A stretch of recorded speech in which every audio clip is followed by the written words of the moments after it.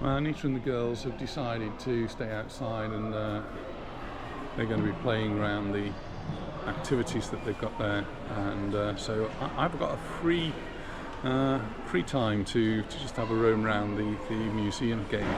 So we were here back in May, and our ticket from May allows us to come for a whole year. So I may as well take advantage of it, because it's obviously something I quite enjoy. So I'm just going to have a little walk around, and something you enjoy, well, come along with me. Let's go for the walk.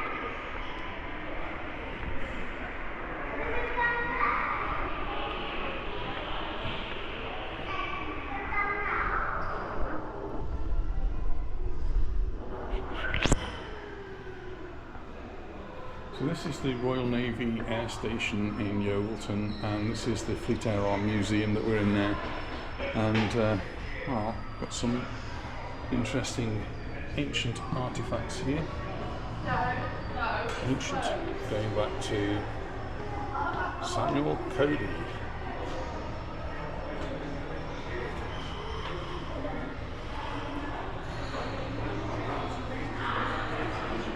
I don't think we're talking about kites here, we're talking about something else that can fly. We have the airships, like the Zeppelins.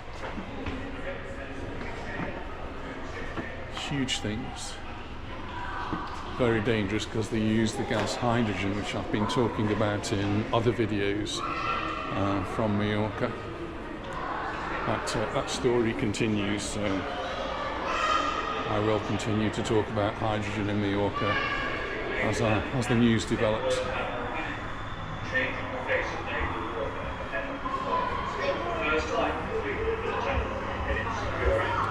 I'm going to make my way down to have a look at the helicopters down here. We've seen one outside, and in here we can see some more aircraft, old and new, but in here particularly we've got some helicopters.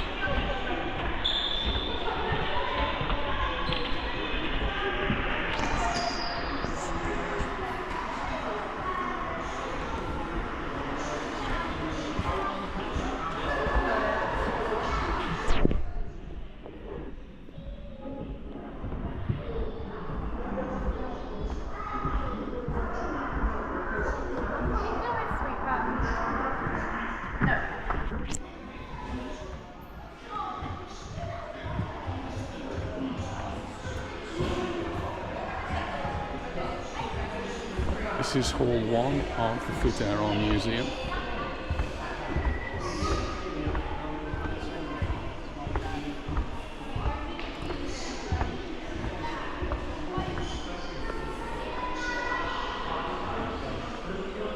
So historically, well, we've got some example here of what the Short brothers aircraft might have looked like.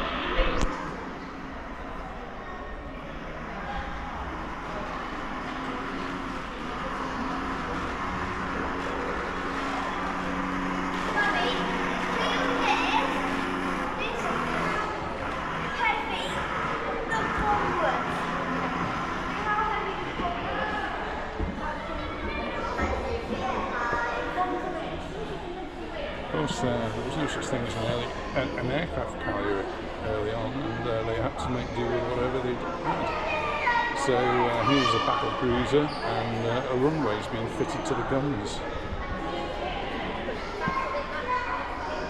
Had to be innovative back in the day.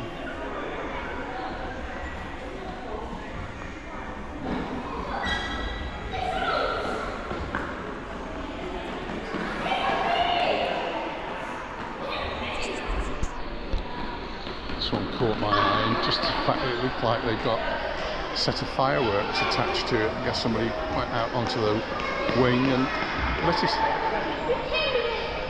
The Jabberwock.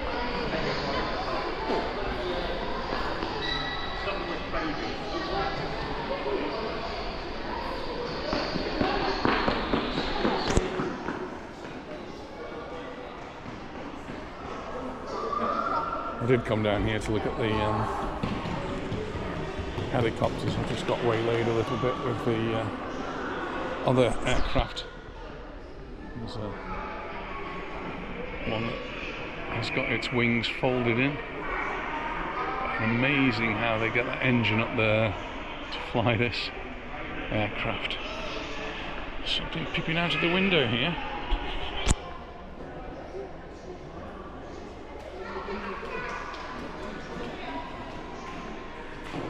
So here we've got search and rescue.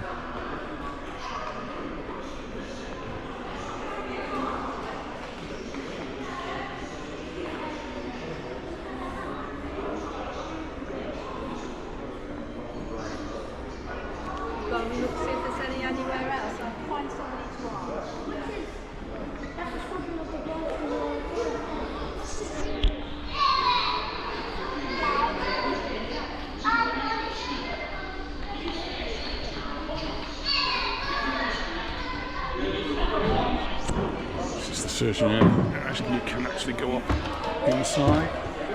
Mind your head, look, seats are not very comfortable.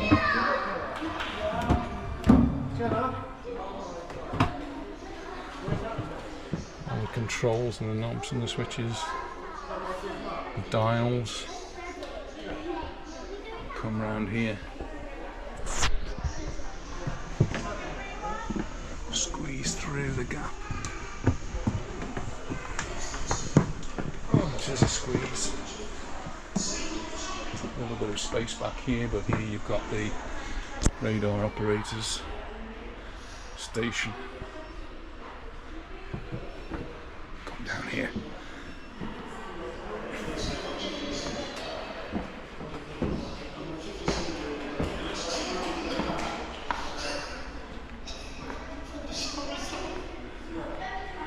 Keep minding your head, I think.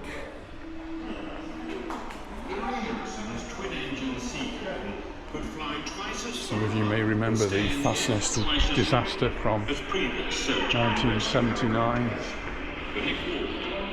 74 people rescued by helicopter.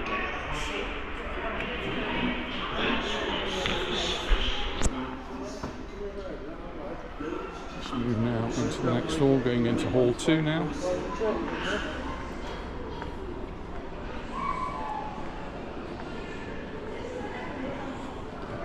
Torpedo.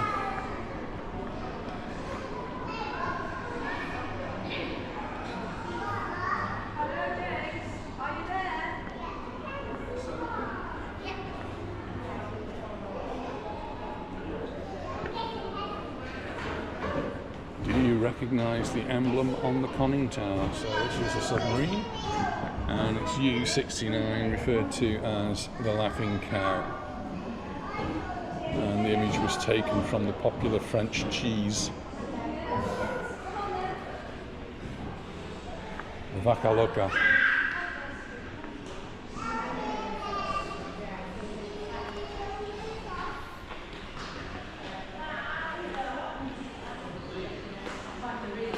Ferry Fulmar.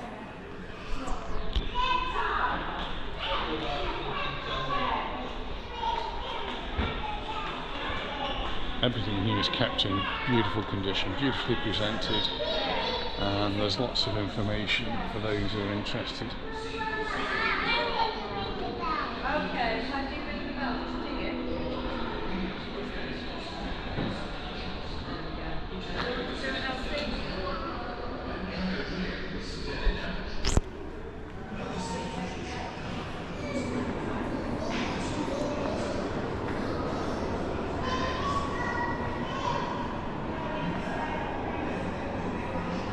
So women have been involved with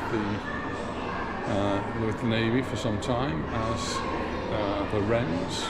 Later on they were allowed to join as full-blown naval service people.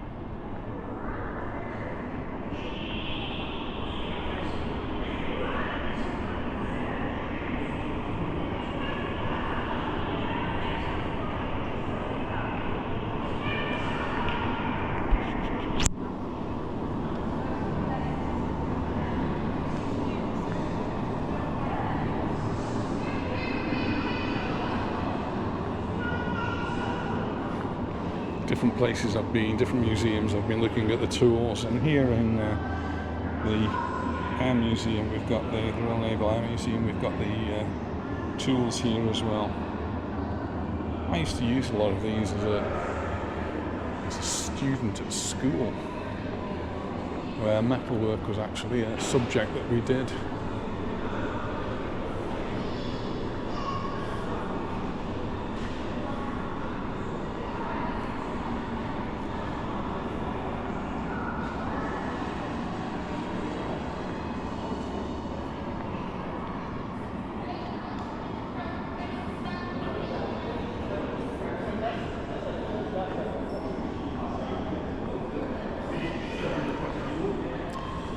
Engines have always fascinated me.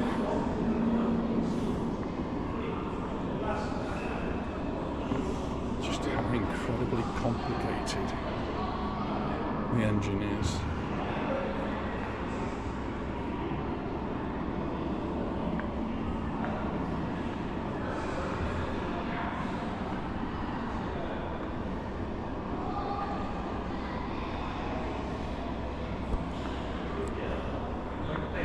Famous names as well.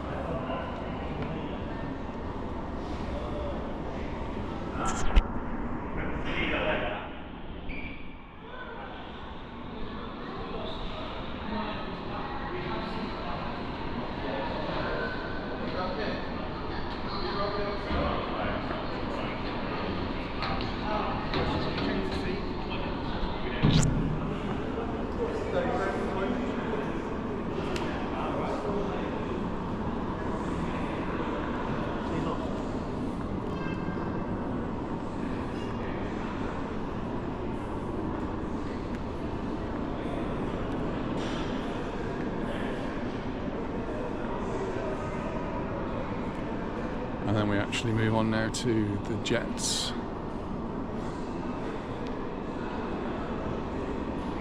The jet engine, of course, much simpler, really, than an internal combustion engine. And in the end, much more powerful.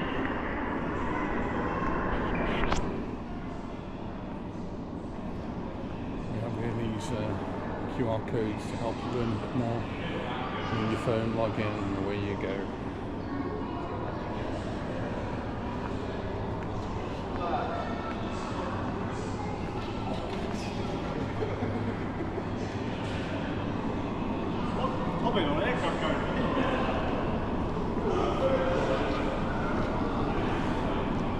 It's a long way from the aircraft carrier.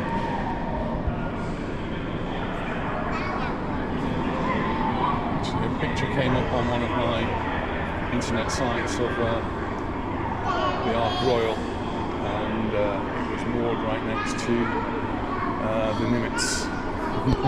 There's a big difference in size. The Nimitz, huge aircraft carrier.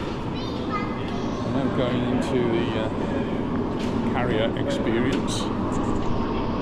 So into the troop carrier.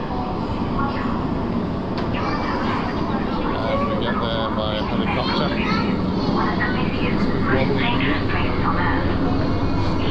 Here we go. Landing on the deck and down onto the carrier deck below.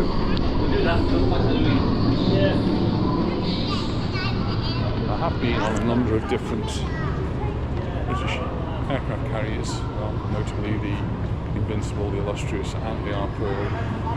They all used to visit Palma, and we were part of the American Navy League, so we did get to visit the aircraft carriers. And I suppose this is a little bit what it's like down below deck. Also had the opportunity years ago to visit the USS Enterprise, which is one of the America's big aircraft carriers. So videos down here to show you what it was like on the aircraft carriers, and down here we've got a number of planes that used to take off from them. None of these currently in operation. So, Buccaneers.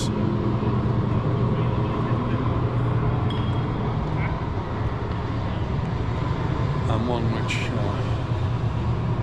all sort of seem to have a fondness for, as it was so very innovative in its day, and that's the Harrier.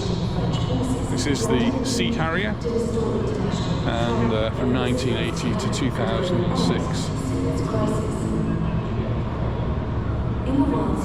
Innovative because it could take off and land vertically. It's an example of a VTOL. Sorry if it's a bit noisy here, we've just got a few aircraft taking off.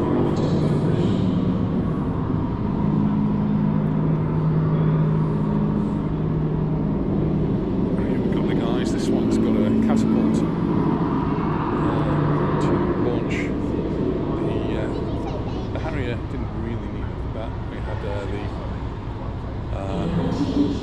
aircraft carriers modified so that they had like a ski jump, and that helped them take off. Something like the Phantom, this one needed a bit of assistance to get off the deck, and it was flirted off just like having a rubber band flirting off a paper aeroplane.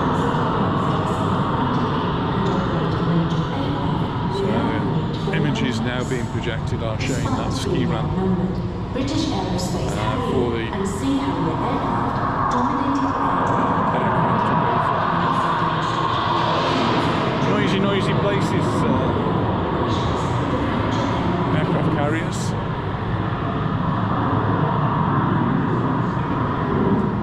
An image there of a, I don't know if you can see it because it's being projected on the wall, but that's the Harrier coming to land back down on the back of the aircraft carrier. Oh, it's gone all nice and quiet. So I can now move on to the next sport.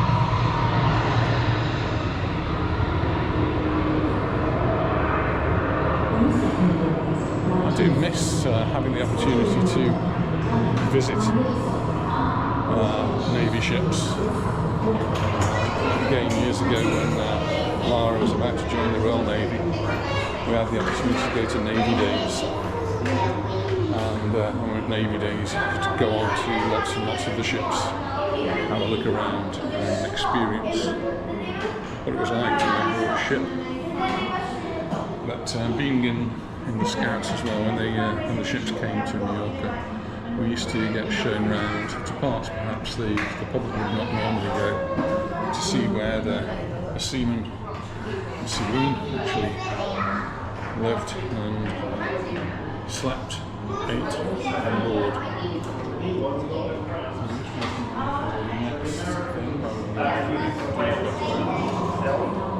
Just wait for that. This one's actually on close. We're looking at a big, huge ship by modern, some standards, but not by American standards. The American ships, which were nuclear powered, much bigger and used much less fuel, much cleaner in the long run. I know they're nuclear powered, and some people might have things against nuclear power, but it produces no emissions.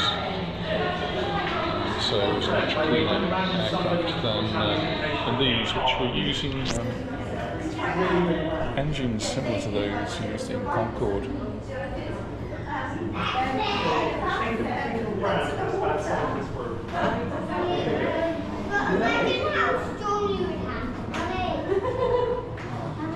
Doors opened.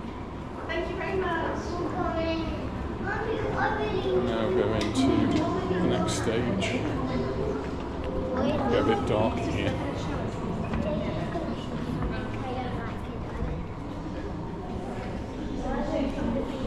Doors closing.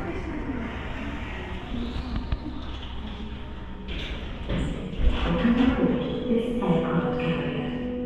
An aircraft carrier is often referred to as a city at sea, with people working and living on board for months at a time. But it's not like any city you would find on dry land. Everybody has a job to do.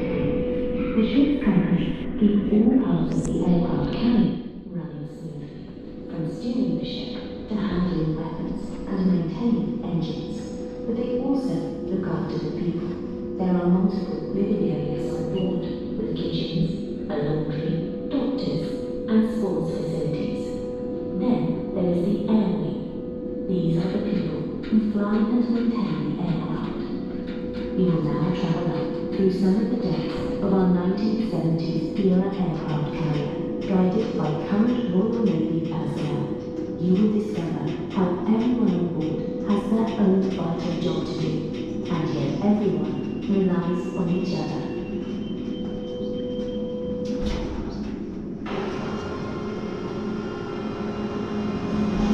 Hello, I hope you can hear me all right. There's always a bit of noise out here in the engine of an aircraft carrier. Welcome to the heart of our city at sea. This is the most important part of the ship, no question. This is where all the ship's power comes from.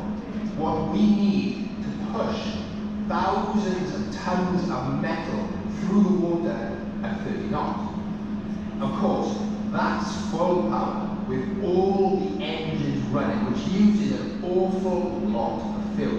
So we normally run at a more modest 40 knots. But we do need full power when we're launching aircraft and the wind speed is low. To get a fixed-wing aircraft off a carrier deck, the ship has to be steaming into the wind. The wind is low, the ship has to go faster so that the aircraft get enough lift to take off. We also generate all the electricity for people living and working on the ship. That's everything from producing fresh water to boiling a kettle for a brew. And of course, we provide the power for all the weapons, maintenance and control systems. We are a warship, after all. That is a lot of power, which needs an awful lot of fuel. Do you know it takes 4 million litres of diesel, over 1 million gallons, to fill up the Navy's latest Queen Elizabeth class? Anyway, you lot better get off. I've got things to do.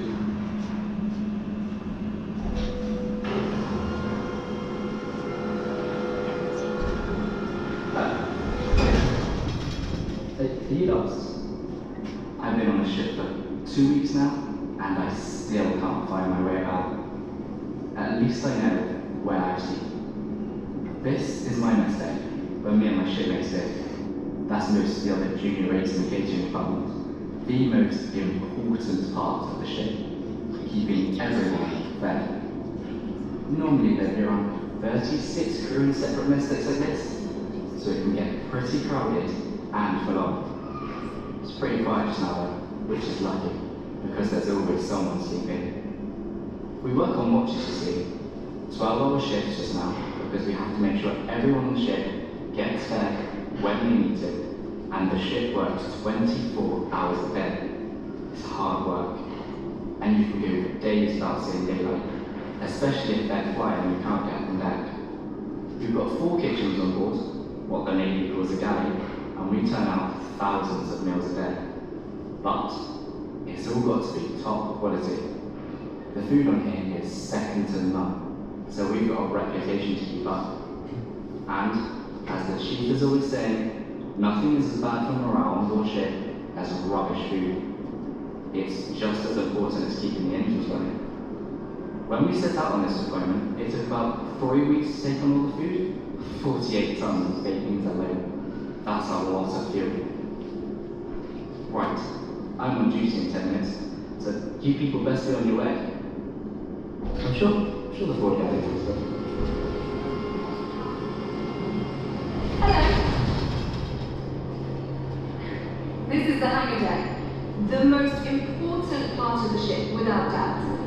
This is where we store and maintain all our aircraft, fixed wing and rotary wing. That's jets and helicopters, and get them ready for flying.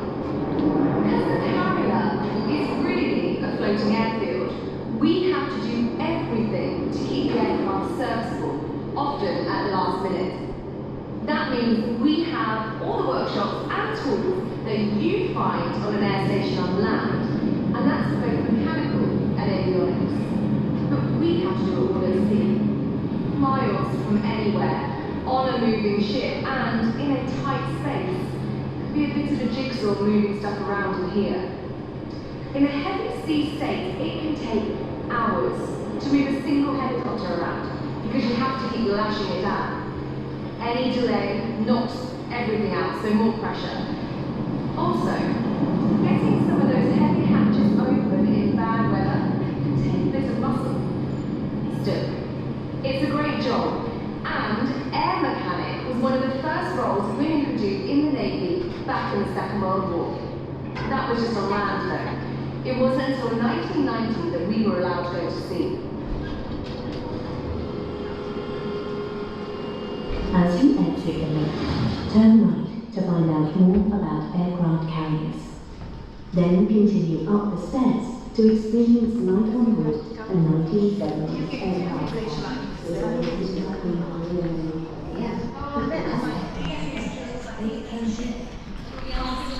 So now we can have a look at some of the really older aircraft carriers, going on towards the more modern.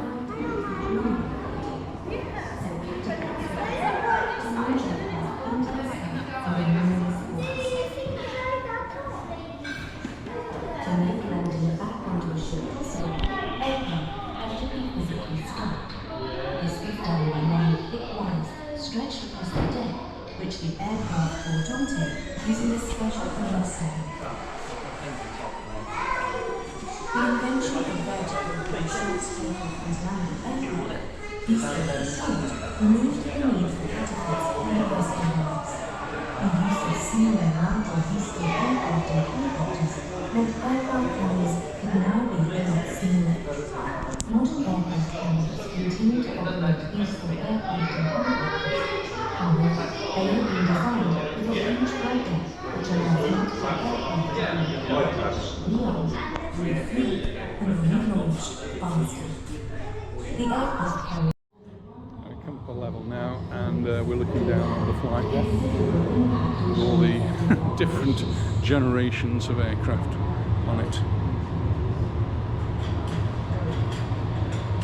Just going down here to the Flyco. This is where all the instructions are given to the aircraft about taking off.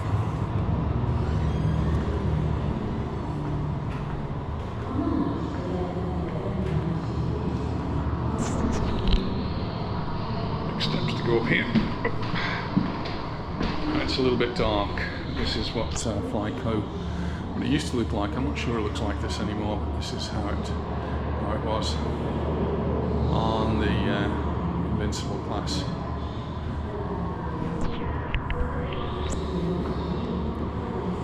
Just move back down the steps.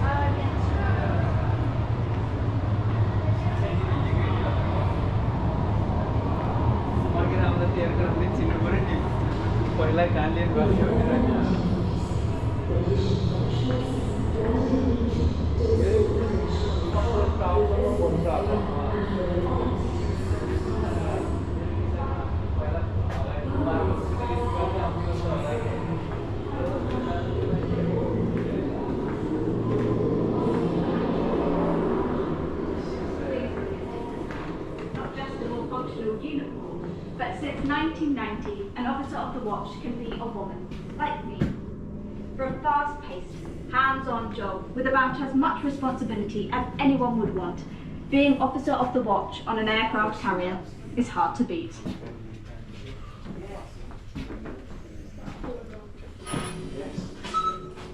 Hello. This is what the bridge of a 1970s carrier looked like. It's where the movement of the ship was controlled, its course and speed. In other words, this was the driving seat. You might expect to find the captain up here, but he spent as much time down in the operations room as you've already seen. Instead, the immediate responsibility for the ship's safety sat with the officer of the watch. He would normally work a 4-hour watch, and there would be around 4 qualified officers on board to take turns on the bridge. The other people up here would be the navigator, or his deputy, who work out the ship's course.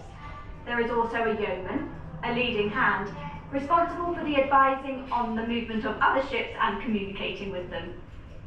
On a modern carrier, there would also be a quartermaster up here, responsible for actually driving the ship. Things are a bit different now. Not just a more functional uniform, but since 1990, an officer of the watch can be a woman, like me. For a fast-paced, hands-on job with about as much responsibility as anyone would want, being officer of the watch on an aircraft carrier is hard to beat.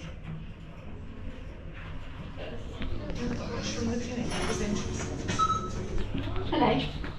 This is what the bridge of a 1970s carrier looks like, where the movement of the ship was controlled, its course and speed. In other words, this was the driving seat. After all the ship's activities. And I can't stress this enough. Communication and people are absolutely key to everything we do. By the way, the white protective gear everyone is wearing is called anti-flash gear and is to protect exposed skin from burns in case of fire.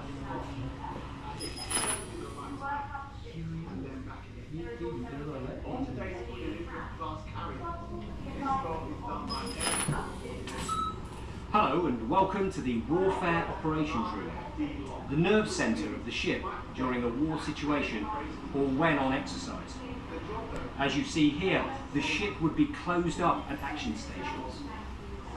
My job as the captain would place me here to oversee everything that's going on and be on hand to make any decisions needed.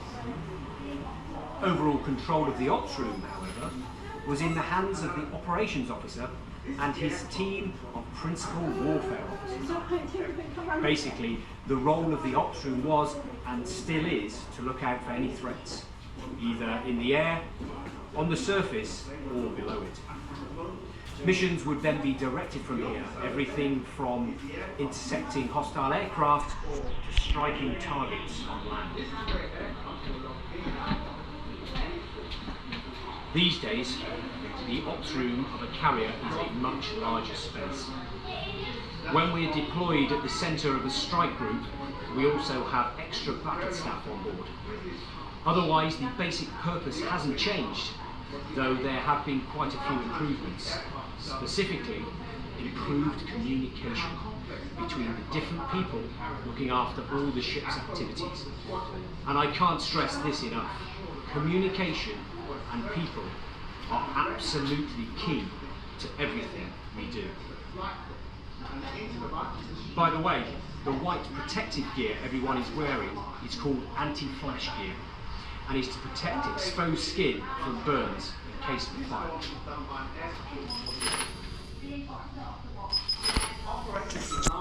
Hello and welcome to the Warfare Operations Room, the nerve centre of the ship during a war situation or when on exercise. As you see here, the ship would be closed up at action stations. My job as the captain would place me here to oversee everything that's going on and be on hand to make any decisions needed. Overall control of the ops room, however, was in the hands of the operations officer and his team of principal warfare officers. Basically, the role of the ops room was, still is, Hello. This is the aircraft control, as it would have looked on a 1970s carrier. It's the place where the movements of all aircraft on board the ship were managed, right up to the minute they were launched and from the moment they were recovered. The office over there is the aircraft maintenance control room, or line office. This is where aircraft were logged in and out and any faults reported. Everything to do with an aircraft was logged in its own F700. That's the folders you can see. When flying was on, this was very often the busiest part of the ship. The officer in charge was the acro, sometimes called the aircraft juggle.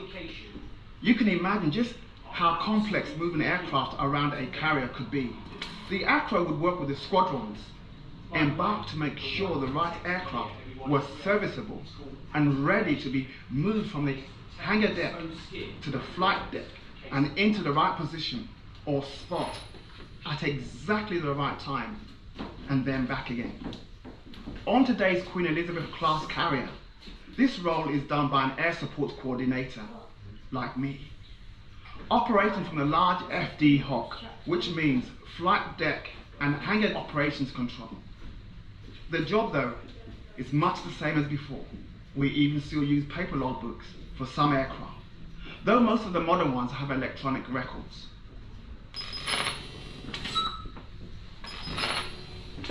Hello. This is the aircraft control, as it would have looked on a 1970s carrier. It's a place where the movement of all aircraft on board the others were used by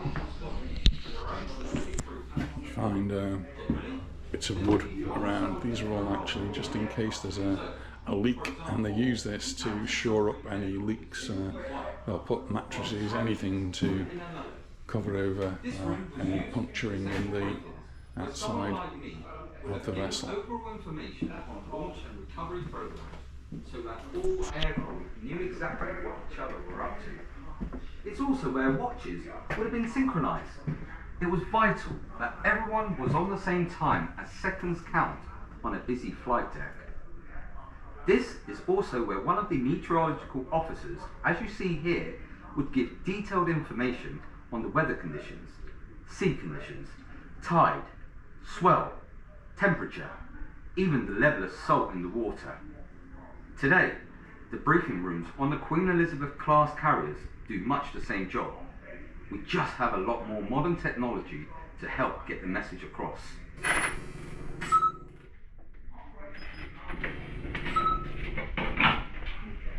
Hello, I'm an operations officer. And this here is how the main briefing room on a 1970s carrier used to look. It was one of several briefing rooms on board. The others being used by individual squadrons for their own specific briefings. Generally, there would be one squadron per row on board. So, for example, the anti-submarine helicopters would be one, while the strike jets would have been another. This room was used for the central briefings, where someone like me would have given overall information on launch and recovery programs, so that all aircrew knew exactly what each other were up to. It's also where watches would have been synchronized. It was vital that everyone was on the same time as seconds count on a busy flight deck. This is also where one of the meteorological officers, as you see here, would give detailed information on the weather conditions, sea conditions, tide, swell, temperature, even the level of salt in the water. Today, the briefing rooms on the Queen Elizabeth class carriers do much the same job. We just have a lot more modern technology to help get the message across.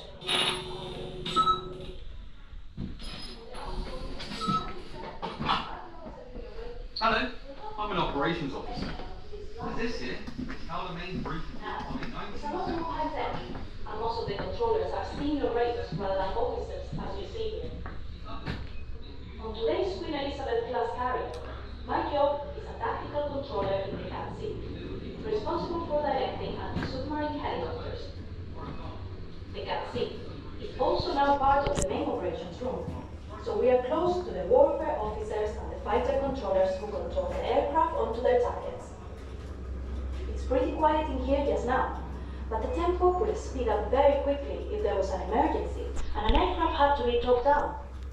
Then the atmosphere will be much more intense, just as it can be in today's carrier control center.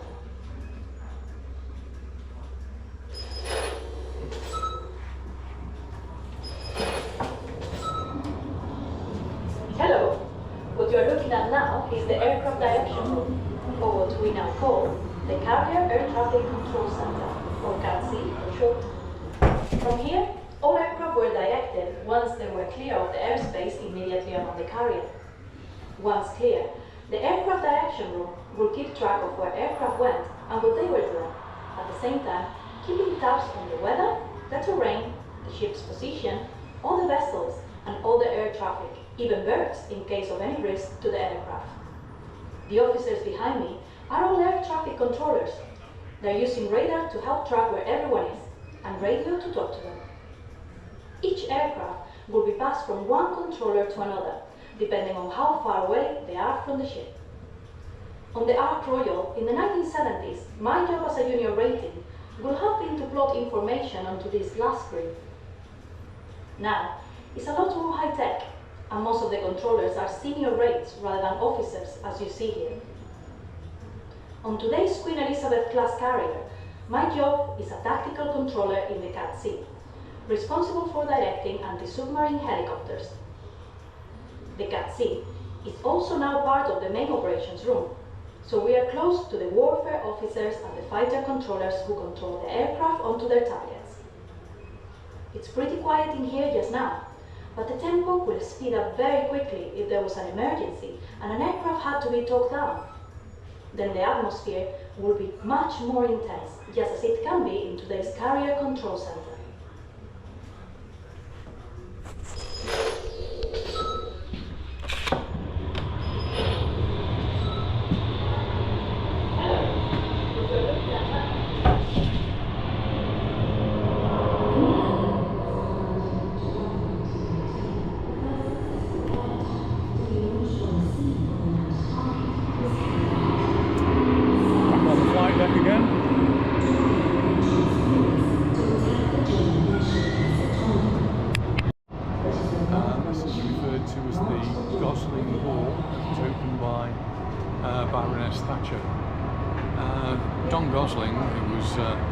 Was a Royal Naval officer, was a great supporter of the Royal Navy and had a great association with Mallorca. And he and a friend of mine used to entertain the officers and crew of ships that used to come into Mallorca. I never actually met him, but I did meet David Wickens, who was his lifelong friend from the Royal Navy. And now we get to see the really up-to-date aircraft carriers of the Elizabeth class. We have two of them.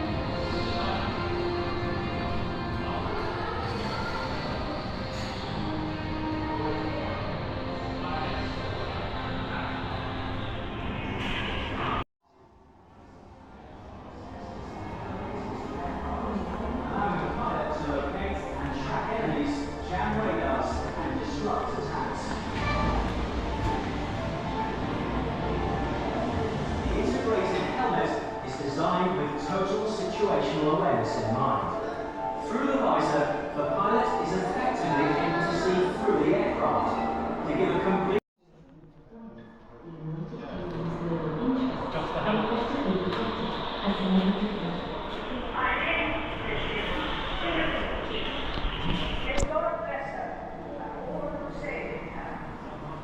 These powerful ships, the largest ever to serve in the Royal Navy, have a projected lifespan of and anti-submarine duties.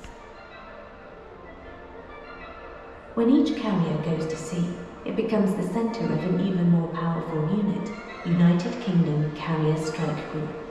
This self-contained force has all the resources needed to act independently or as part of even larger operations with international alliances.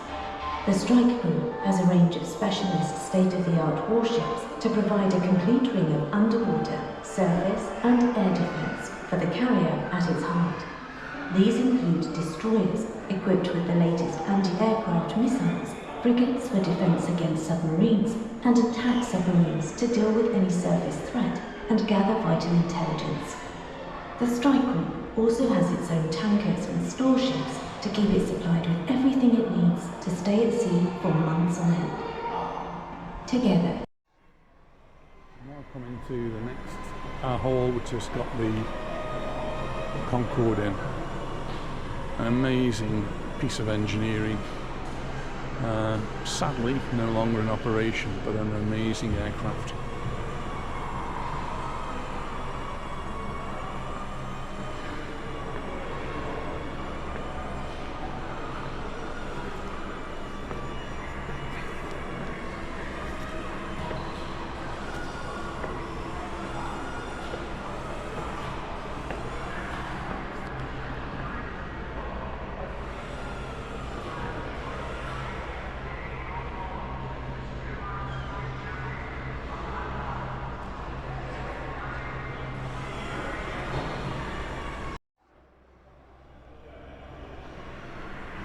Can actually walk through the Concorde, but it's a bit cramped. And I've done it before. And a few years ago I actually came to a lecture here and sat around about here, and we were entertained, an interesting lecture with one of the test pilots who'd flown Concorde back in the early days.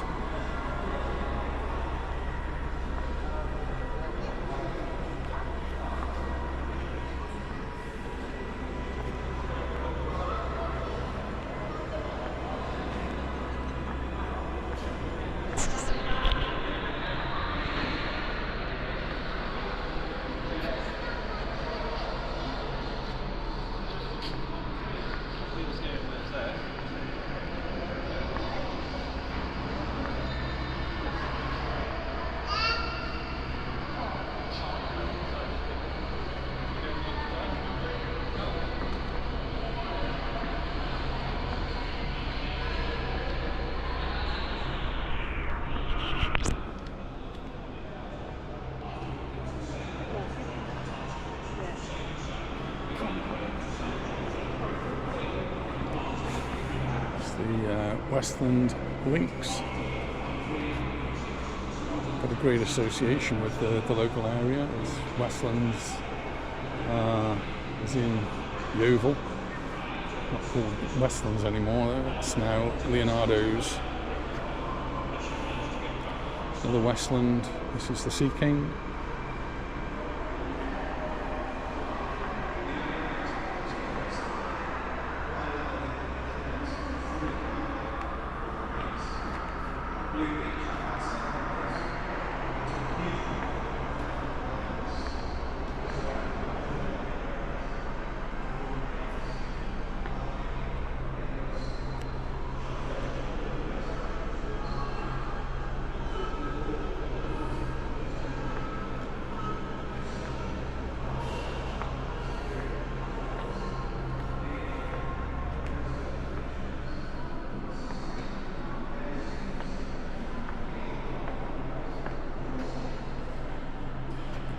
HMS Illustrious, one of the aircraft carriers I visited in Palma, I think.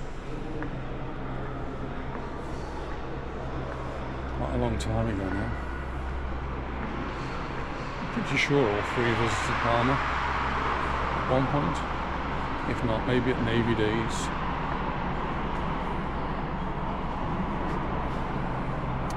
So, Sea Harrier GR9A.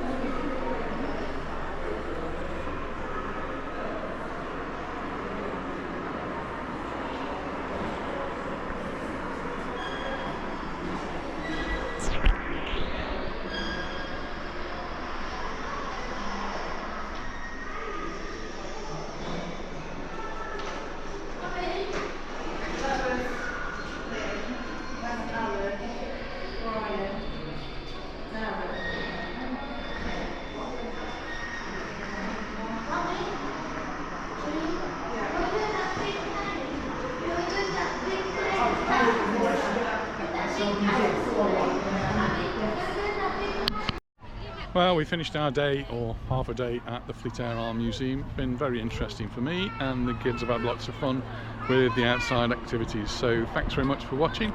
I look forward to seeing you in the next video. Bye for now.